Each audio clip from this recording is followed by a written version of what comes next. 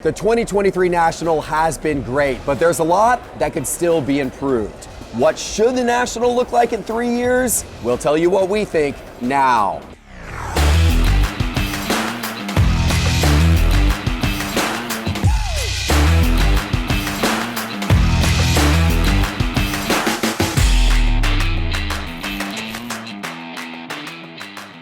Hello, sports card investors, and you are looking live. Well, kind of. This is the last day of the 2023 National that we are recording this show, and what a National it has been. So much has gone really, really well, but there are some things that could definitely go better as well, and it's interesting to think about what the National could and should look like 3 years from now. We got some strong opinions, and we're gonna dive in. Ben and Doug, welcome to Cards on the Table here at the National. Excited to be with you guys. And Ben, I'm excited to hear your thoughts on this one first.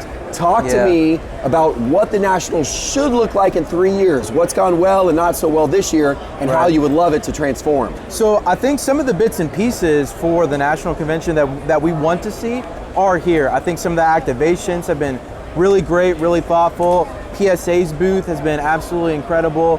Really thoughtful stuff there with the collaboration they did with Whatnot and those custom cards. A lot of the corporate booths, eBay over here, exactly. A lot of the auction houses, the whole corporate area. Very impressive, I thought. I really think that the corporate area is really taking the right steps forward. Where I think we can see improvements are with the dealers, and I think the convention needs to help them do some of that. One, I think the biggest complaint so far has been the heat. Yeah. Right now we're feeling pretty cool. That's been a miss. We were boiling hot dogs for the first few days. Right. That's no good. This convention center just couldn't handle this many people in 90-degree days in Chicago. It just couldn't handle it. It was hot as could be in here at times. Exactly. That's got to get fixed. And when it comes to dealers, I think the shows themselves, and this is something I'm hoping Fanatics really focuses on, is better organization. Overall, with the total layout, I want vintage guys with vintage guys. I want memorabilia guys with memorabilia guys. Ultra modern with ultra modern guys. And maybe even by sport. Exactly. Put all the soccer together. I went to soccer trade night, which was awesome. But all of the collectors at soccer trade night were complaining that all of the soccer booths were all randomly, sporadically around the show floor. They couldn't even find them. Exactly. It's difficult to find stuff unless you're here for the whole week. You need to skip stuff to be effective, and it's easier if you can just say, I'm not an ultra modern guy, I want to stay in the vintage, and dedicate your time there. And I think there'll be better turnover with those dealers. And also, I'm tired of going up to dealers with no pricing. I want better transparency. I want stickers on the front of stuff. I don't want immediately to be asking, what is this card worth? What are you asking for it? Tell me up front so I don't waste my time, you don't waste yours. We need better transparency there, and then also just the displays I think could be better. I know Fanatics wants to do stuff with that. You know, overall the presentation from the dealers needs to be better, organization needs to be better. I want to see that in 3 years. Yeah, those are all good points. I tell you what though, I don't think that organization thing's gonna happen. Probably because the not. way that they do the booth selection at the National, it's a priority system based on how long the dealers have been coming. And so, you know, the dealers have been coming for more years, get the first pick of booth location. So they don't care about organization. They're going for the booth that's closest to the major traffic ways, right? Right. So just because if that's how they assign things and that's how they've always assigned things, I don't think it's ever going to change. And that's unfortunate. By the way, I'm going to say this is a bold statement. I think there's a lot of things about the National that are never going to change because of the way they've done things for many, many years. Yeah. I think that gives Fanatics events an opportunity to do things differently and kick the National's butt. In many ways, I think the National needs to think about maybe we need to change some of those things that we have said we are never going to change because that's the way it works. Because if you don't, you're going to have some big competition breathing down your neck here in the next couple of years, and they're going to be willing to rethink things like the layout so that it makes sense for everybody. So, you know, I don't know. Look, I love the National. I say that with all respect to the National and the National Board. I want the National to be the greatest show in the entire world. It is right now. I want it to continue to be that, but I do think they need to make some upgrades to continue to... For the record, this has been my favorite show so far. This one is better than the previous, 100%. It has been. Doug, what are your thoughts on this? Oh, I get to talk? Yes. Oh, wow. This is crazy. I think the biggest complaint for everyone is the lack of AC. We've not had AC until today, which is kind of trolling us a little bit, right? They're going to give it to us on the very last day of the National. We've been boiling all week. That's a huge issue. The layout is also an issue to me. That's one thing Atlantic City did better last year. I agree. I do agree. It was all in one room. You had the corporate section being right in the middle with all the dealers surrounding it. Now you've got everybody kind of everywhere. You've got one main hall, then you've got a secondary hall, then you've got a tertiary hall behind that. Yeah. The layout is not ideal for this, and there's no mapping. People will come up and say, hey, where's booth number whatever? There should be some banners hanging around letting you know what aisle you're in or what booth aisle you're in. I didn't even realize that, but you're right. Yeah, like Culture Collision does that really well. Yeah, they do. I don't know where I'm at right now. What booth number is this? No clue. There's a lot of different things that could be changed. In 3 years, we'll probably be at home on VR headsets, doing it all virtually anyway. So I guess it doesn't matter, but yeah. We'll be uploaded to the cloud. That's right. You know. It's going to be fun. Well, hey, hopefully the future continues to be bright. I definitely agree with your comments. The corporate area has really stepped up its game. I'd love to see some of that spill more to the dealer tables, better displays, a little nicer, looking. Let's get cards vertical instead of just down where you have to lean over everything. Yeah. It's too expensive to come here as a dealer and mail it in. Yeah, I agree. All right, a lot to think about, but we are excited certainly for what the future holds with the National and other card shows. I was also excited, Doug, to get to go by the Pristine auction booth. That was a lot of fun. Pristine's got an amazing booth on the show floor here, and they were doing all kinds of special auctions just for people at the National.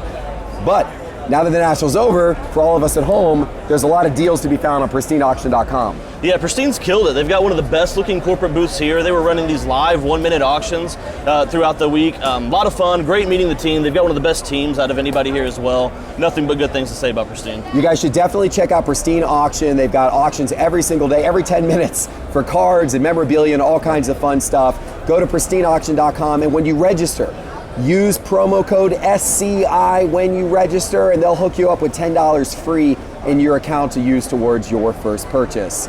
All right, guys, let's move on to our next topic.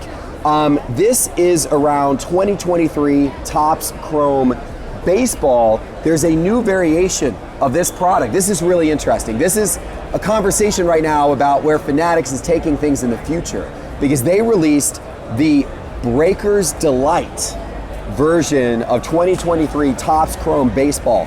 This is a breaker-only product. 1 pack per box, 12 cards per pack, 2 autos, 10 refractors, just for breakers to make those, big hit streams more exciting.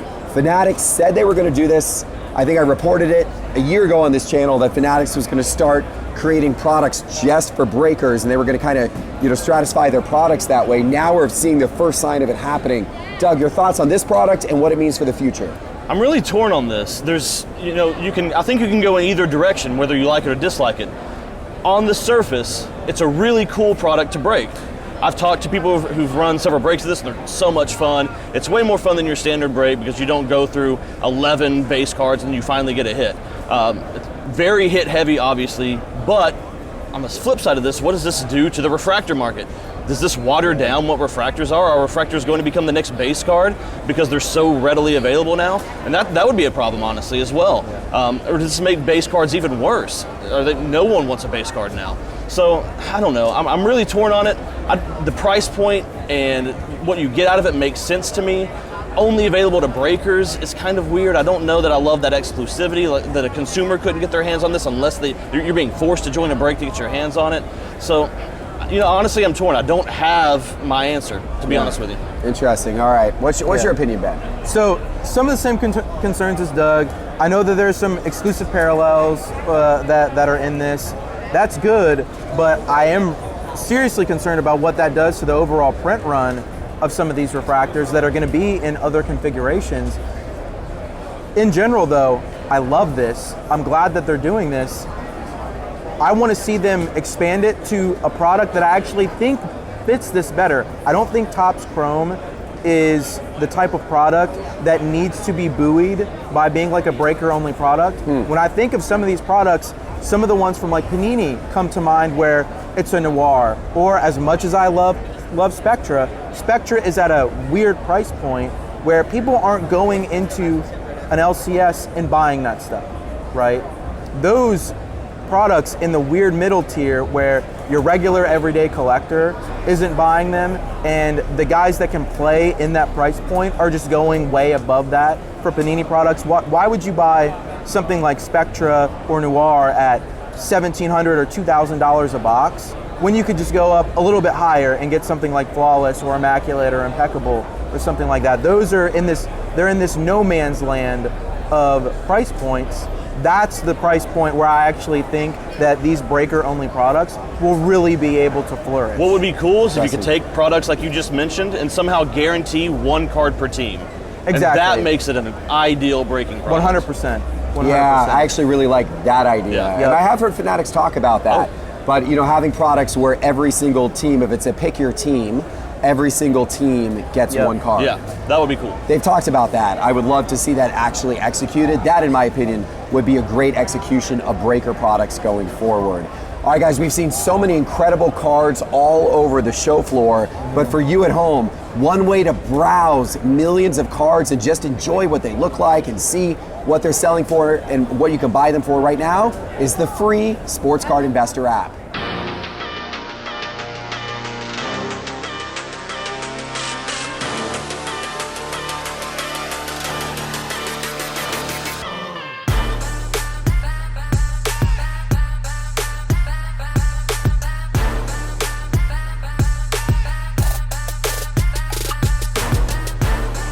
And you can get that Sports Card Investor app for free. Just search for Sports Card Investor in the App Store on your phone. All right, guys, one of the big topics of discussion here at the National has been Victor Wembanyama. There's a lot of excitement around him. A lot of people here have told me they think Victor Wembanyama is going to bring back the basketball card market and bring it on his back this next year and help it surge again. We don't know if that will happen or not, but what we do know is there's just a few cards of his out so far. He had the autographs in Bowman University Chrome, which were very popular. And then here at the National, his first card in a Spurs jersey in the Panini VIP silver packs here at the National. That has been a big deal. Doug, for the long term, would you rather have one of his Bowman University Chrome autos? Would you rather have one of his Panini silver pack VIP autos, or maybe something else? If I've got to choose between those two, and I've thought about this and I've kind of gone back and forth, but I'm going to go with the auto. Okay. The auto just means more to me, and being his first set of autos means more to me. And a lot of those are inscribed, which you'll probably never see him do going forward. That is probably where I lean, but the Spurs jersey is going to matter. But it's going to matter more when it comes out of Prism or Optic or any of our flagship products. It's not going to matter as much on a National VIP pack going forward. They're selling really well right now. Me and Ben discussed this earlier. Those don't tend to hold up well over time. Maybe Wembanyama's a little bit different, but I'm going to stick with the auto, and I think I feel good about that. I think that's a fair assessment. Ben, do you agree, disagree? Yeah, so let me ask you a question, Jeff. At any point, are you ever searching for rookie cards of a key player, and you're specifically targeting like Panini National Convention stuff? No. I think that tells us what we need to know. Now, those are cool cards. Yeah, they're right? different. They're cool cards. They're and, unique. For certain stuff, like a Peacock parallel or something like that. That can certainly be cool. I think just like with normal first jersey cards, usually NBA hoops, it has a very short shelf life, and then as soon as Prism, Optic, Select come out, as soon as the big flagship high-end stuff comes out, people forget about the hoops, right? I think it's going to be something similar, and the fact that his first autos on a Chrome card, where the top's Chrome, I think that has more significant value. I think the inception of his very first autos in a licensed product with Topps Inception or Bowman Inception, those could potentially hold more value than these cards. They're super cool, but at the end of the day, I've looked at a lot of this stuff. They tank sort of right after the National. They're super popular, people stand in line, but after the National Convention, those things tank in value. I'm not optimistic about those. Well, to me, the National cards have always been a collector's item for people who actually attended the National. I actually don't really like picking up National cards from yesteryear, from Nationals that I didn't attend. Because it's kind of like, I wasn't there. Somebody got that at the National in a VIP pack, and I wasn't there. Well, hold on. Don't you collect tickets to games you've never been to? Well, I mean, yes, but... Busted! All right. Fair This enough. guy. We're just going to move on to the next topic. Let's just move on to the next topic. Our final topic today, guys, there's been a ton of grading taking place here at the National. The lines at PSA, extreme, but they've also done a great job, high throughput. I've seen a lot of people grading at SGC. SGC was doing on-site grading at the National. A lot of people walking around with SGC cards. They had a really good turnaround time. Beckett is here grading as well. You've got Tag, and you can see the whole process. CGC is here. Yeah. Tag is here. All kinds of on-site grading taking place at the National. Now, my question for you guys, there's a lot of thought that we're in a junk slab era, that too many base cards have been graded, too many cards that are low value that are not that important have been graded. Is it still worth grading those types of cards? If a card has a graded population of 5 or 10,000 or more, is it still worth grading the next one? What are your thoughts, Ben, on grading common cards? Yeah, I think so. I mean, I'll say that with the caveat of it depends on what the gem rate of something like that is. We look at Ken Griffey Jr.'s Upper Deck Star Rookie, the number one, the most graded card ever. That is an iconic card of an iconic player, but it's difficult to find those in 10s. I think the gem rate on that is like 13% or something even lower than that. I forget exactly what it is. That certainly has an impact. But for these really sort of transcendent players, absolutely grade those cards, because worst case scenario, they're still hyper liquid, right? If you're looking at a Ronald Acuna or Fernando Tatis, they have high pop counts because they're extremely popular players. I think those are perfectly fine. Obviously, you don't want to get a pop count in the PSA 10 of 70 or 80,000 or something like that. That dilutes the pool.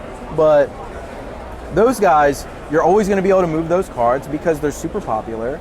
And so I think there's quite a bit of value in the liquidity there. Yeah.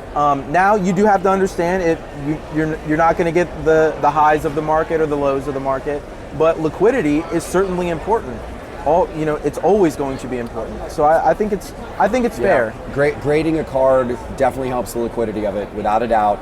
People know what it's worth. It's easy to comp. You can call it market movers, scan it, have an immediate comp, and it's sold a whole bunch of times. So it's very liquid in that sense. What are your thoughts, Doug? I'm not really scared of high pop counts, to be honest with you. Out of the cards I own, I think the card with the highest pop count is a 2018 Prism base Luka. PSA 10, it's around 20,000 or so.